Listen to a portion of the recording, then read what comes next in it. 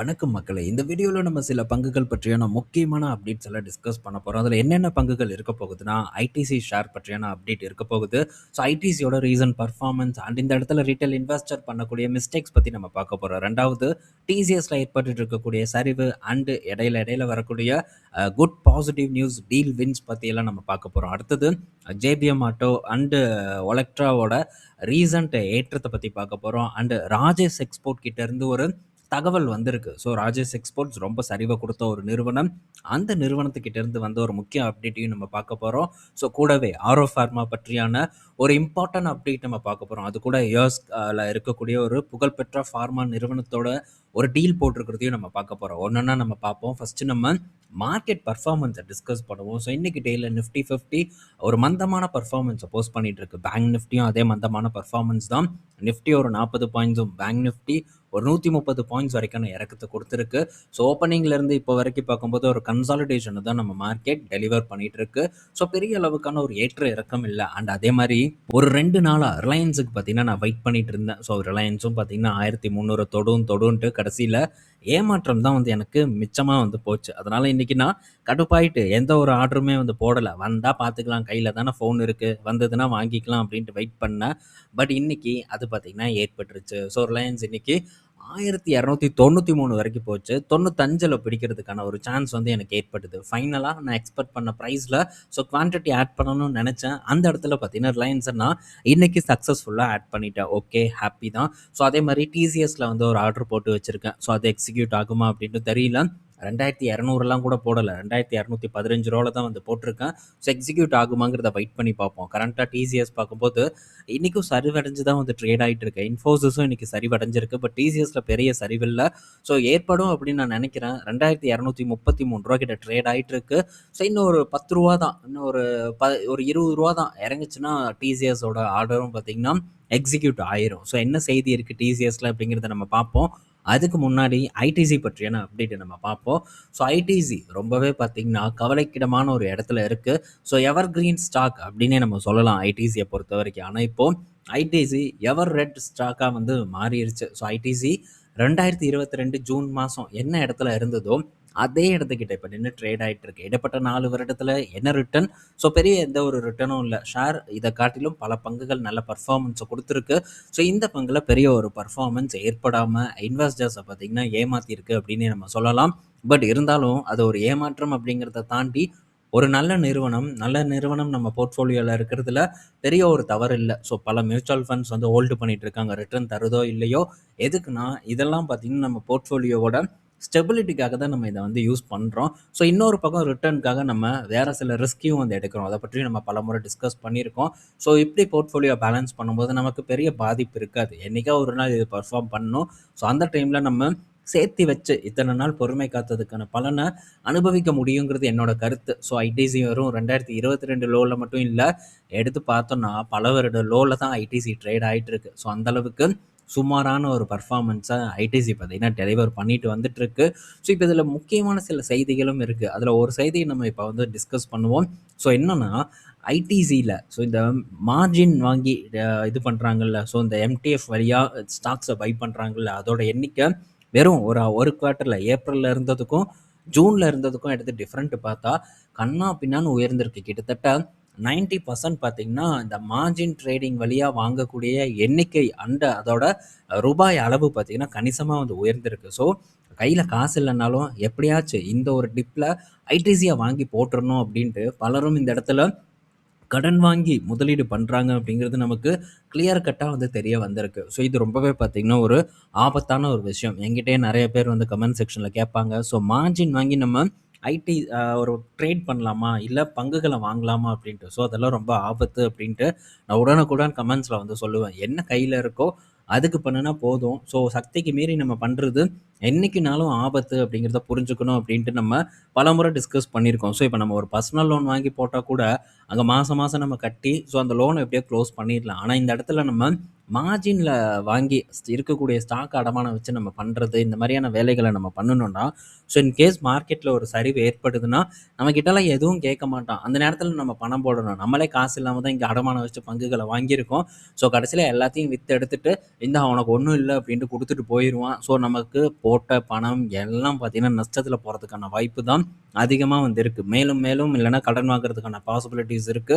So இதெல்லாம் நம்ம தவிர்ப்பது நல்லது. 9வது இடத்துல இருந்தது இந்த எம்டிஎஃப் ட்ரேடிங்ல இந்த ஐடிசி நிறுவன பங்கு. ஆனா இப்போ 2வது இடத்துக்கு வந்து வந்திருக்கு. ஸோ இந்த 3 மாசத்துல மட்டும் வந்திருக்கு.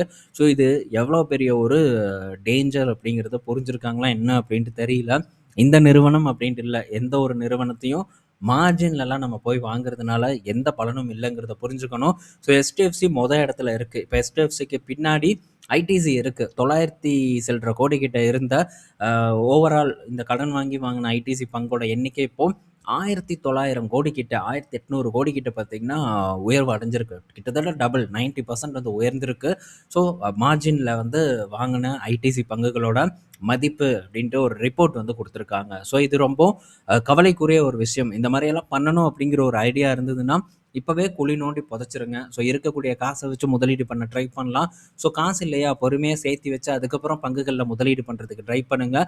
ஸோ சட்டியில் இருந்தால் தான் அகப்பையில் வருங்கிற மாதிரி நம்ம கிட்ட இருந்தால் தான் நம்மளால் பணம் பண்ண முடியும். ஸோ மார்க்கெட்டை பொறுத்த வரைக்கும் பணம் இருக்கிறவன் தான் பணம் பண்ணுவான். இதை மட்டும் ஞாபகம் வச்சுக்கோங்க. ஸோ பணம் இல்லாமல் நம்ம இப்படி பண்ணிடலாம் அப்படி பண்ணிடலாம்னு நினைக்கிறதுனால எந்த பயனும் இல்லை. ஸோ பல விஷயங்கள் இருக்குது மார்க்கெட்டில். இதை பற்றியெல்லாம் நம்ம அவ்வப்போது அப்பப்போ வந்து டிஸ்கஸ் பண்ணுறதுக்கு ட்ரை பண்ணுவோம். ஸோ இது ஐடிசியில் முக்கிய அப்டேட்டு. ஸோ இன்னும் ஐடிசி பற்றி சில விஷயங்களை பேசணும். ஏன்னா நம்ம எப்போ பார்த்தாலும் ஸோ இப்போ அதிகமாக ஐடி ஸ்டாக்ஸை பற்றி டிஸ்கஸ் பண்ணுறோம். ரீசன் ஐடி ஸ்டாக்ல நல்ல ஒரு சரிவு ஏற்பட்டுட்டு இருக்கு. அதே நேரத்தில் இங்கேயும் சரிவு ஏற்பட்டு தானே இருக்குது. இதையும் நம்ம பார்க்கணும்ல. ஸோ இதை பற்றியும் நம்ம விலாவரியாக வந்து அப்கமிங் வீடியோஸில் டிஸ்கஸ் பண்ணுறதுக்கு ட்ரை பண்ணுவோம் டீட்டெயில்டாக. ஸோ அப்போ இன்னும் கொஞ்சம் ஒரு நம்பிக்கை வரும். ஸோ ஒரு நல்ல திட்டத்தையும் நீங்கள் உருவாக்குவீங்க அப்படிங்கிற ஒரு எதிர்பார்ப்பும் எனக்கு இருக்குது அதன் மூலியமா. ஸோ அடுத்தது பார்த்தீங்கன்னா டிசிஎஸ் கிட்ட இருந்து அப்டேட்டு. ஸோ டிசிஎஸ் என்ன பண்ணியிருக்காங்க, இப்போது யூரோ கிளியர் குரூப் கிட்ட இருந்து அவங்களுடைய பார்ட்னர்ஷிப்பை எக்ஸ்பாண்ட் பண்ணியிருக்கிறதா வந்து ஒரு அப்டேட் கொடுத்துருக்காங்க. ஸோ மல்டி இயர் டீல் பார்த்தீங்கன்னா இப்போது டிசிஎஸ் வந்து வின் பண்ணியிருக்காங்க. ஸோ இந்த யூரோ கிளியர் குரூப் பார்த்தீங்கன்னா ஸ்வீடனில் இந்த டெபாசிட்ரி செக்யூரிட்டிஸ் சென்ட்ரல் டெபாசிட்ரி செக்யூரிட்டிஸாக வந்து இருக்காங்க. வாயில் நுழைய மாட்டேங்குது. ஸோ இந்த வேலையை பண்ணிட்டு இருக்கக்கூடிய ஒரு நிறுவனம். ஸோ இதை மாடர்னைஸ் பண்ண போகிறதா டிசிஎஸ் வந்து சொல்லியிருக்காங்க. ஸோ இதன் மூலியமாக டிசிஎஸ்க்கு ஒரு புது டீல் வந்து வின் பண்ணியிருக்காங்க. ரீசெண்டாக எஸ்கேஎஃப் கிட்ட இருந்து ஒரு டீல் வின் பண்ணியிருந்தாங்க. ஸோ இப்போ இன்னொரு ஒரு டீல் வின் பண்ணியிருக்காங்க. ஸோ இதெல்லாம் பார்க்கும்போது நல்ல பாசிட்டிவ் நியூஸ். என்னதான் இந்த மாதிரி டீல்ஸ் எல்லாம் வின் பண்ணினாலும் கூட மார்க்கெட்டில் இந்த பங்கை ஏறெடுத்து பார்க்குறக்கு ஆள் இல்லாத ஒரு சூழ்நிலை தான் வந்து ஏற்பட்டிருக்கு. ஸோ பார்ப்போம். இதெல்லாம் நம்ம ஆல்ரெடி பார்த்தது தான். ஸோ இந்த மாதிரி என்னதான் பாசிட்டிவ் நியூஸ் கொடுத்தாலும் மார்க்கெட்டில் எஃப்ஐஎஸ் போட்டு அடித்தானுங்கன்னா இப்படி தான் நடக்கும்.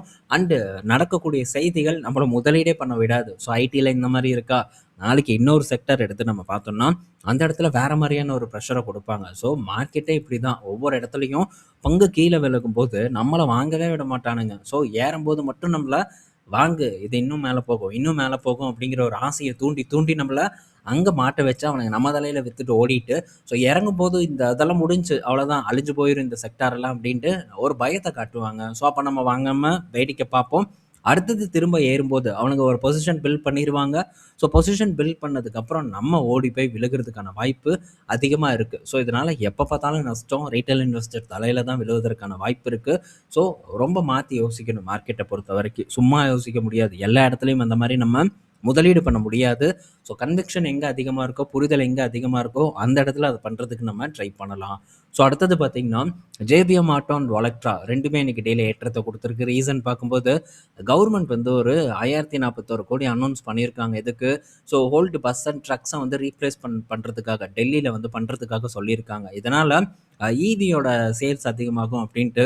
ஸோ இந்த நிறுவனங்களோட பங்கு விலை வந்து உயர்ந்திருக்கு. இதெல்லாம் ஓவர் வேல்யூடு ஸ்டாக்கு கண்டிப்பாக புரிஞ்சுக்கணும். அசோக் லேலண்ட் டாடா மோட்டார்ஸ் எல்லாம் பெருசாக ஏறவே இல்லை.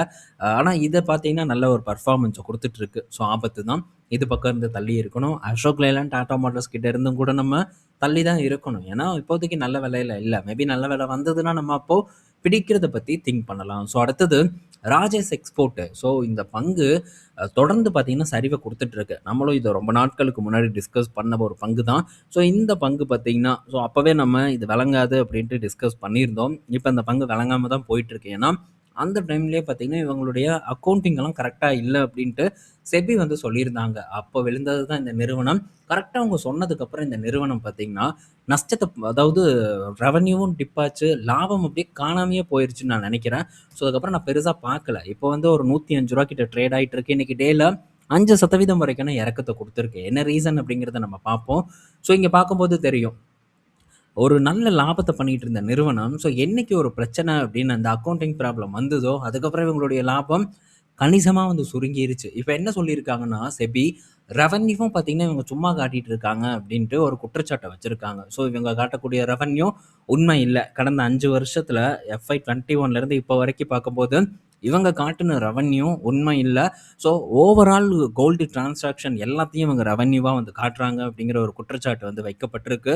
ஸோ ஜஸ்ட் ரிஃபைனிங்கோட வருமானத்தை மட்டும் காட்டாம, ஸோ எல்லாத்தையும் வந்து காட்டுறாங்க அப்படிங்கிற ஒரு ஒரு குற்றச்சாட்டை செபி வச்சிருக்காங்க. பட் இந்த குற்றச்சாட்டை ராஜேஷ் எக்ஸ்போர்ட்டோட சிஇஓ பார்த்தீங்கன்னா மறுத்திருக்காங்க. ஸோ மறுத்தது மட்டும் இல்லாமல், நாங்கள் இன்னும் வந்து 1 மணி நேரத்தில் இதற்கான பதில் அளிப்போம் அப்படின்னு சொல்லியிருக்காங்க.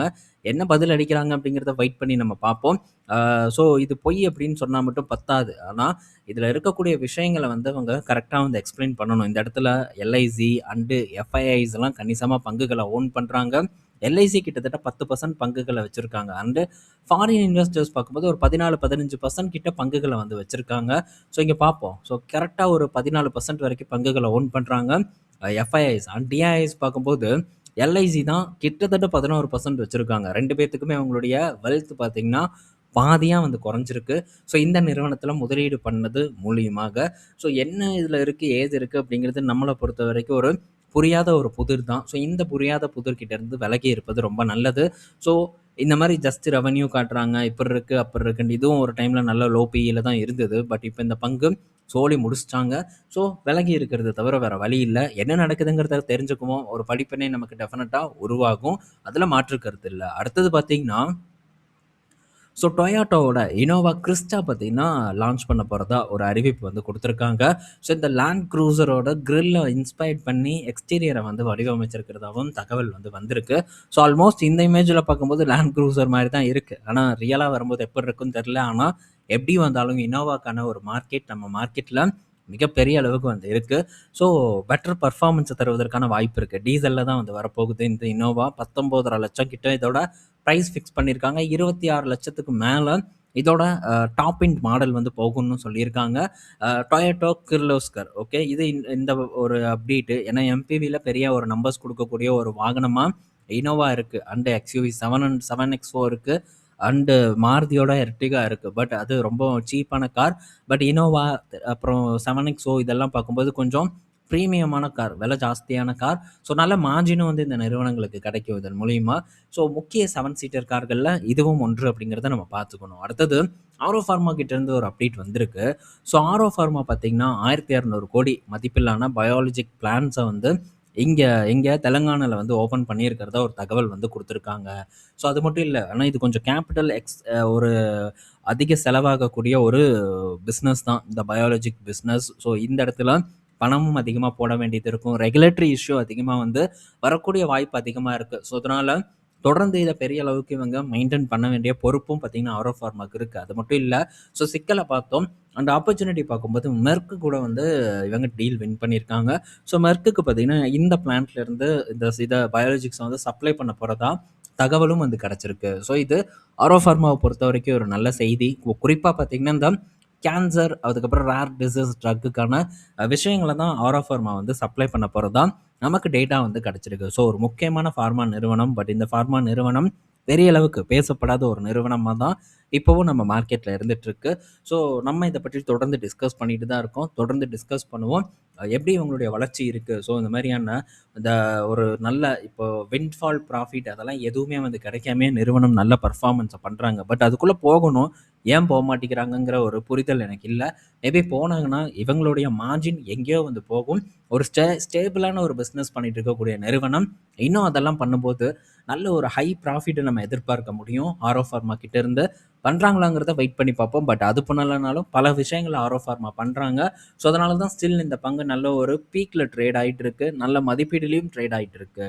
ஸோ இந்த வீடியோவில் நம்ம பல இன்ஃபர்மேஷன் பார்த்துருப்போம். பயனுள்ளதாக இருக்கும்னு நான் நினைக்கிறேன். ஈவினிங் நம்ம இன்னொரு வீடியோவில் மீட் பண்ணுவோம். பாய் மக்களே.